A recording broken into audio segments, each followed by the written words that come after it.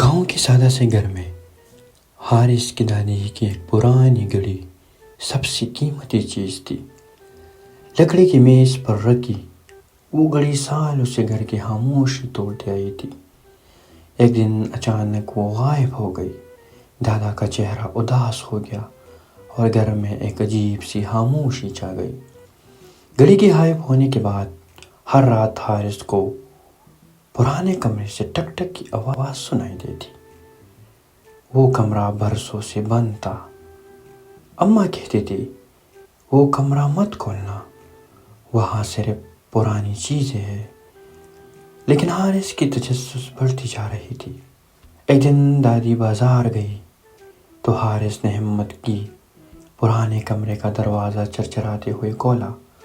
اندر مٹی، پرانی صندوق اور ایک پرانی تصویر لٹک رہی تھی۔ اچانک ٹک ٹک کی آواز تیز ہو گئی۔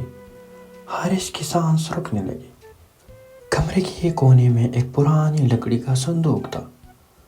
حارث نے ڈرتے ڈرتے کھولا تو اندر چند پرانی کتابیں، ایک چھوٹا گلابی رومال اور ایک چمکتی پرانی گھڑی تھی۔ وہی گھڑی، لیکن یہ کیسے یہاں آ گئی؟ دادی واپس آئی تو حارث نے گھڑی ان کے سامنے رکھی۔ وہ گھڑی دیکھتی ہی چونک گئی۔ یہ گھڑی؟ یہ تو میں نے سالوں پہلے مناس کو دی تھی۔ حارث نے حیرت سے پوچھا، مناس کون؟ دادی کا چہرہ ایک دم سنجیدہ ہو گیا۔ دادی نے دھیرے دھیرے کہانی شروع کیا۔ مناس میری بچپن کی سہیلی تھی، ہم ہر وقت ساتھ رہتے تھے۔ یہ گھڑی ہماری دوستی کی نشانی تھی۔ لیکن ایک دن وہ اپنے والدین کے ساتھ اچانک شہر چلی گئی اور رابطہ ختم ہو گیا۔ مناس کئی سال بعد واپس آئی، صرف ایک دن کے لیے۔ وہ بیمار تھی اور کہا کہ یہ گھڑی تمہارے پاس محفوظ ہو۔ میں نے اسے اپنے صندوق میں رکھا، مگر وقت کے ساتھ ساتھ بھول گئی۔ دادی کی آنکھوں میں نمی تھی۔ دادی نے بتایا کہ یہ کمرہ ہم نے مناس کی یادوں کے ساتھ بند کر دیا تھا۔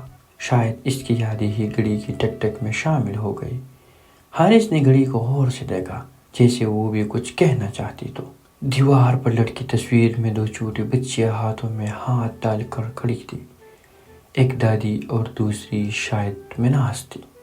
حارث نے فیصلہ کیا کہ اس یاد کو صرف کمرے میں بند رکھنا صحیح نہیں، اسے زندہ کیا جانا چاہیے۔ حارث گھڑی کو گاؤں کے بڑے چچا کریم کے پاس لے گیا۔ چاچا نے گھڑی کو دیکھا اور مسکرا کر کہا، یہ تو بہت خاص چیز ہے، میں اسے زندہ کر دوں گا۔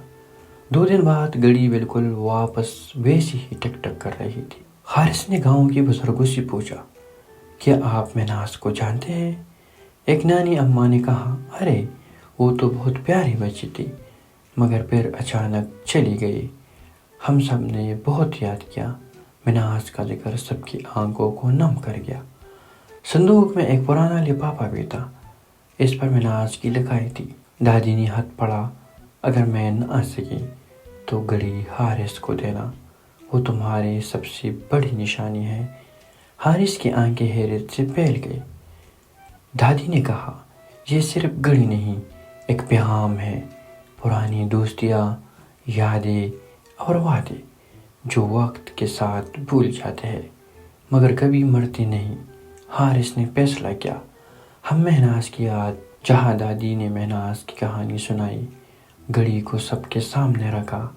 بچے بزرگ سب خاموش سے سن رہے تھے، جیسے وہ خود اس کہانی کا حصہ ہو۔ پروگرام کے بعد دادی کے آنکھوں میں روشنی تھی۔ مناس جہاں بھی ہو وہ ضرور مسکرا رہی ہوگی۔ گھڑی اب حارث کے کمرے میں رکھی تھی اور ہر رات اس کی ٹک ٹک دادی کی کہانی کو دہراتی۔ حارث نے دادی سے وعدہ کیا، میں اس گھڑی کو ہمیشہ سنبھال کر رکھوں گا اور مناس کی کہانی پر آنے والی نسلوں کو یاد رہے گا۔ دادی نے اسے گلے لگایا۔ پرانی گھڑی اب نئی مثال، پرانا کمرہ نیا مقصد۔ وہ بند کمرہ اب حارث کا مطالعہ کا کمرہ بن گیا۔ دیوار پر مناس اور دادی کی تصویر گھڑی کے ساتھ لٹکی تھی۔ حارث نے اسے یادگار کمرے کا نام دیا۔ جہاں ہر چیز ایک کہانی سناتی تھی۔ جب بھی کوئی اداس ہوتا، حارث اس کمرے میں لے آتا۔ گھڑی کی ٹک ٹک سب کے دل کو سکون دیتی تھی، جیسے وقت خود کہہ رہا ہو جو سچا رشتہ ہو وہ کبھی گم نہیں ہوتا، بس یاد دلانے والے چاہیے۔ پرانی یادوں کی حفاظت کے لیے حارث نے گاؤں کے بچوں کو سکھایا کہ ہر پرانی چیز میں ایک راز چھپا ہوتا ہے، صرف دیکھنے والی آنکھیں چاہیے۔ دادی خوش تھی، ان کی گھڑی نے پھر رشتوں کی اہمیت جتا دی۔ دادی کی گمشدہ گھڑی اب صرف ایک چیز نہیں، ایک کہانی تھی۔ گاؤں کے لوگ اسے دیکھنے آتے، سنتے اور جاتے ہوئے کہتے، کاش ہماری بھی کوئی مہناز ہوتی۔ اور یوں ایک گھڑی نے دوستی، محبت اور وقت کا راز سب کو سکھا دیا۔